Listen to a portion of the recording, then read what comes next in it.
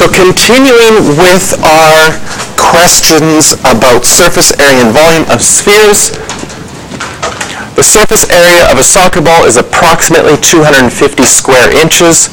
What is the diameter of the ball?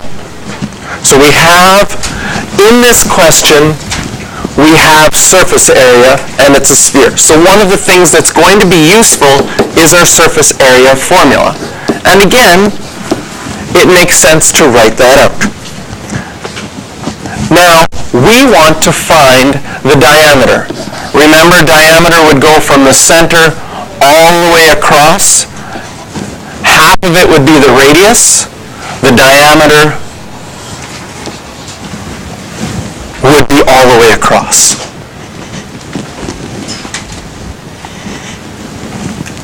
So what do we know in this question? And sometimes some students like to highlight important things in a question. Maybe you're someone who likes to do that, or maybe you just write down important things. But we have that the surface area is 250. So as far as things that I know in this formula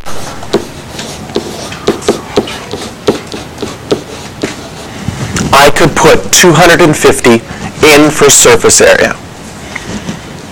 One of the things that this unit is sort of teaching you is, maybe we could call it formula management. How do you use formulas? How do formulas help us? So I noticed that we're talking about surface area, and I know I have a surface area formula. Then I was told how many square inches the surface area was, so I can plug that value into my formula. And now when I look at my formula, can you see that there's only one thing in my formula I don't know? The one thing I don't know is my radius. So that means I can use my equation skills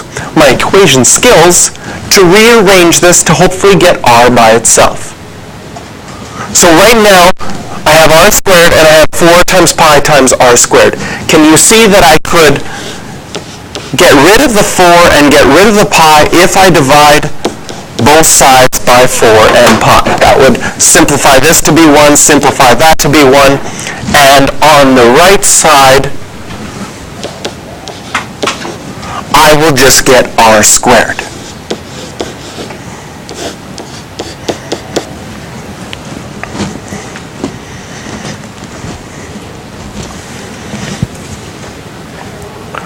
I'd like you to type that into your calculator and see what you get. Okay, so right now I want you to get a number for the left-hand side. Okay?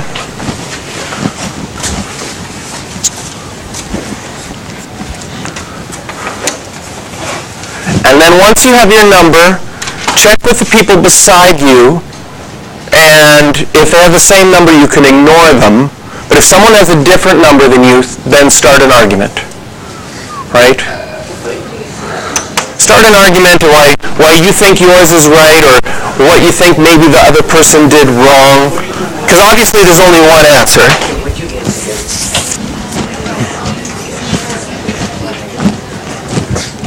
Alright, so checking with our calculator. If you have the calculator that allows you to type things as a fraction, you're not going to make a mistake. 250 divided by 4 pi, you're going to get the right answer, which is 19.89. Okay? If you don't have a calculator that allows you the fraction button, you might have made this mistake. 250 divided by 4 pi. Because what's happening here is your calculator is just dividing by the 4 and then multiplying by pi instead of also dividing by pi. So you can solve that by putting brackets around it with your calculator, because the right answer is 19.9. So we've got that 19.9. Okay? And from here, I'm going to show you 2 things that you could do. You could have typed in the 19.9. That is something that most students are more comfortable with. And then the next step would be square root both sides. Now, when we square root both sides, I talked about this before, properly we should add a plus or minus here, right? Even though, can you have a negative radius? No. So when I go to my calculator now, and I go square root, and I'm not going to write 19.9, I'm going to second negative sign, steal my answer, so I use all of the decimal places. Because I don't want to round early. That way this answer is exact to however many decimal places we can see. And so my radius, when I write it down here, is approximately 4.46, and I'm only writing the positive value because only the positive value makes sense. Question? So how do you know, so for example, would you want us to write every number to its biggest, smallest decimal? Because how would you know if we rounded or not? I will know if you rounded early or not based on your final answer. So if this answer, the decimals are off, I know you've rounded early here. Sometimes rounding early actually doesn't affect the answers and you get away with it, then you're just lucky. Okay, so in this case, if I had done square root of 19.9, second square root of 19.9, the answer is 4.46. This answer comes up as 4.4609. So I wouldn't have noticed you rounded early in this case unless you went to 4 decimal places. Yes? In what cases would you want us to just keep the number with the square root? With the square root. Okay. Good question. And that's sort of related to my second arrow here. Okay? Sometimes in mathematics, if we don't want to round early, we can solve this question. I'm just going to slide it up by saying, if I have this here, my next step is going to be square root both sides. So if I square root both sides, this side will be r, I'll put the plus or minus, and on this side I would have square rooted 250 divided by 4 pi. Obviously, my radius is the positive number. Now, if you left it as a square root, this is what you would have to leave it as. And in a situation like this, it doesn't really help us because it's not a number that's very easy to imagine. Sometimes we leave things as square roots. If you got square root of 20, we wouldn't want to leave this one as a square root because this 19.9 was rounded already as well. So if you're going to round in one place, may as well get your rounded answer as an actual number in the end. But what I wanted to show you with this side is you could have typed this into your calculator, second square root of, and then I'm going to add my fraction here, 250 divided by 4 pi, and we get the same answer as we did before. So whether or not you like to see some numbers as you go, okay, as you get into higher mathematics, we would tend to go along the right-hand side, leave things as values without having to round early as far as we can. And both ways we get, change that to approximate, 4.46. Now, that allowed us to solve for the radius. Does that solve our question, though? No, not yet. Because the question asked, what's the diameter? How do we find the diameter if we know the radius? Multiply by 2. There's a relationship between the diameter. In fact, you can make it a formula, because that's what a formula actually is a relationship between two things. Our formula for diameter is it's 2 times the radius. And so now that I have figured out my radius is 4.6, my diameter will be 2 times my radius, 2 times 4.46. Again, I'm not going to round until the very end, so I'm going to go 2 times my answer, second answer. I get 8.92. Of course, You could technically use approximations there. Well, I guess since I'm not rounding, I'm just writing the rounded value, I can write an equal sign there. And my final answer, 8.92, the diameter. Why would I lose marks if I'd write 8.92 here? Let's lose marks. Not that we like to lose marks, but it's good to see what could happen. I write 8.92, what's the problem? It says round to the nearest tenth of an inch. So I should write 8.9. Good. Why would I lose marks now? You don't have a unit. I don't have any units.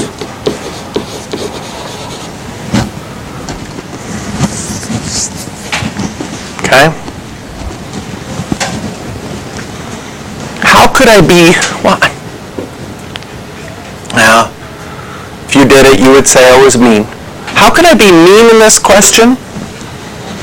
Okay, and sometimes it's not mean, but one of the things that I noticed a lot of you didn't do, which I'm going to encourage you to do on quizzes, is once you're done a question, read the whole question again and look at all your work and say, have I done everything they've asked me to? Because then you're not going to miss the rounding things. Maybe you're not going to miss the units. But if I wanted to be mean in this question, not mean, but kind of mean, why would this be mean? Because you'd probably make a mistake. If I told you it was in square centimeters and then I asked for my answers in inches, that would combine our surface area part of this unit with our conversions part of this unit. You would solve this first and then your answer would be in centimeters. And then once you're done, you would have to convert afterwards. Yes? Would you also mean, because you say the area is approximately 250, but then, and then because we didn't mark everything as approximate, then I would be, like, I won't do that. That would be like especially mean, like, oh, that you didn't put an approximate sign here. Okay? So, all right, so there's some detail stuff in that question. Let's look at, is this our next question? Yes. And this question ends off our volume and surface area of the sphere question, but is a nice link to what we're going to be doing next, which is composition of functions.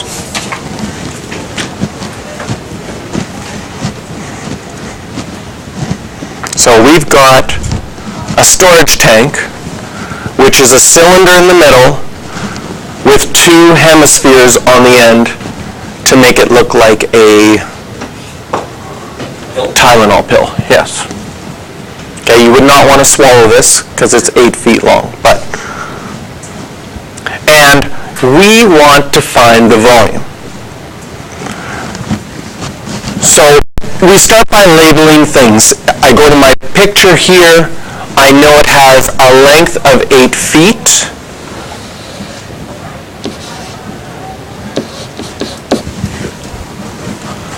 Cylinder, and that's just the length of the cylinder. I know that the radius is 2, so if I go from the center up to the top, that's 2. I want to find volume, and the shapes that I have are cylinders and spheres, so I might, off to the side, write my volume of my cylinder. And this is how it shows up on your formula sheet with a V, but then it shows a little explanation of which one you're talking about. So my volume of my cylinder is pi r squared times height, and my volume of my sphere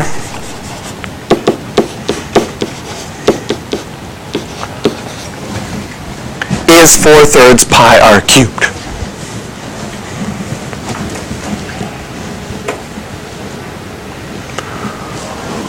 With that in mind, putting this thing together, if I want to find the volume of the whole thing, can you see that you have one cylinder, and if you put both of your hemispheres together, you would have one sphere.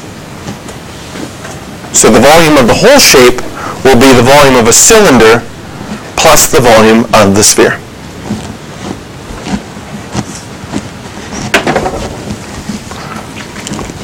So let's find them out separately. Let's find the cylinder first. Do we have enough information to find out my cylinder?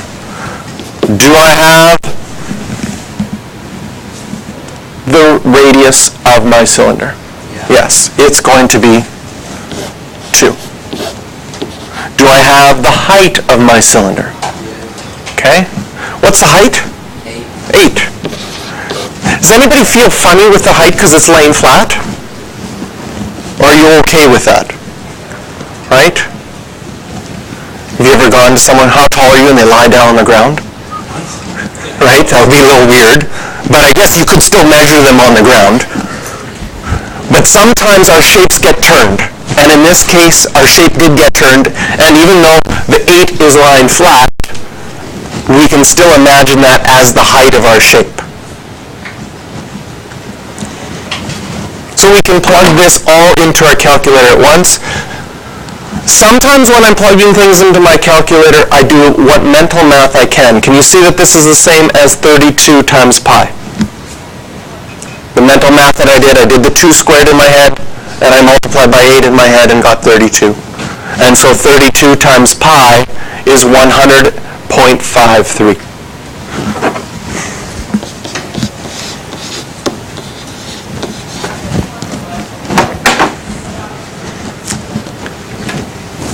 I'm going to show you something on your calculator that you can do if you like. If you think you're going to need this answer later, and we're going to need the answer of the cylinder later, right?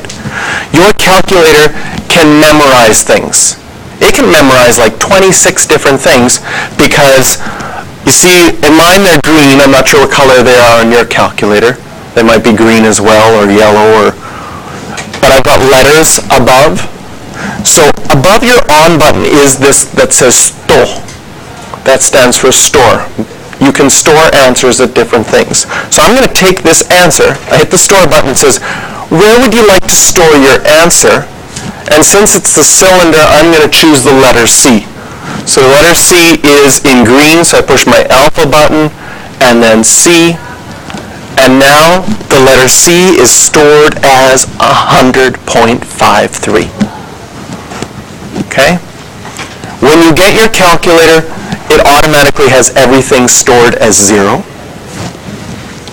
Right? Let's see, have I ever used H? No, I've never used H.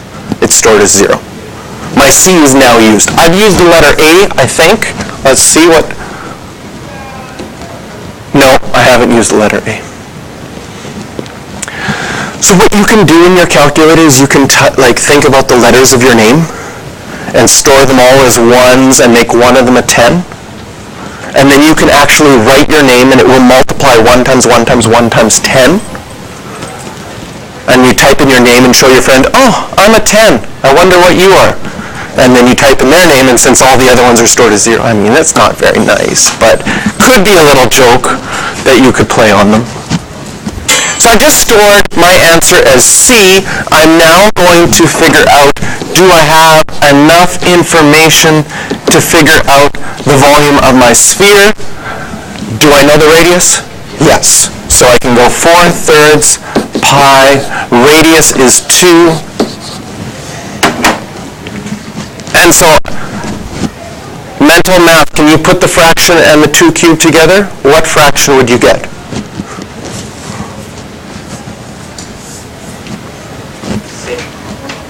What's 2 cubed?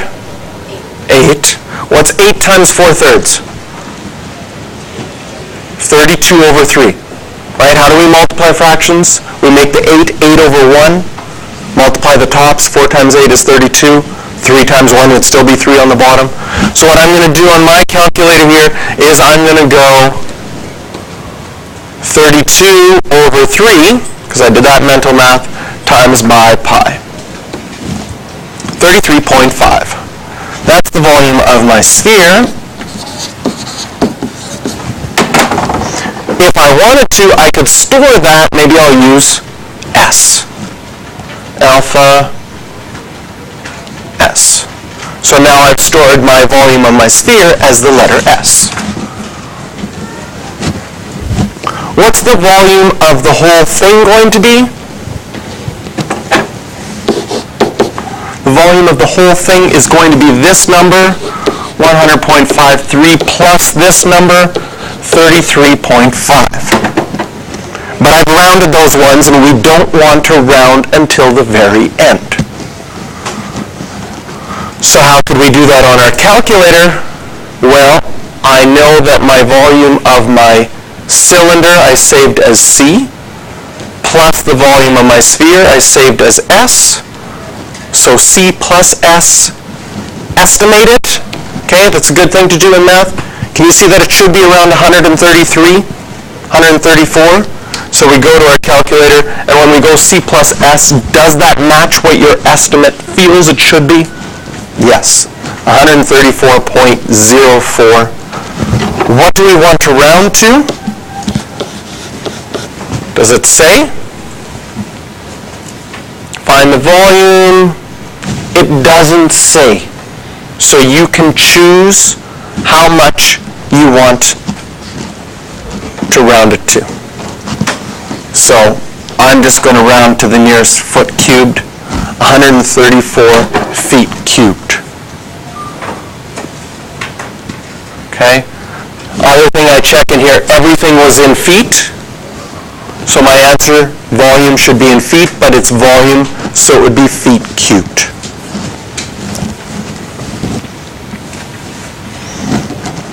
Okay, I'm going to give you some time to work on that homework.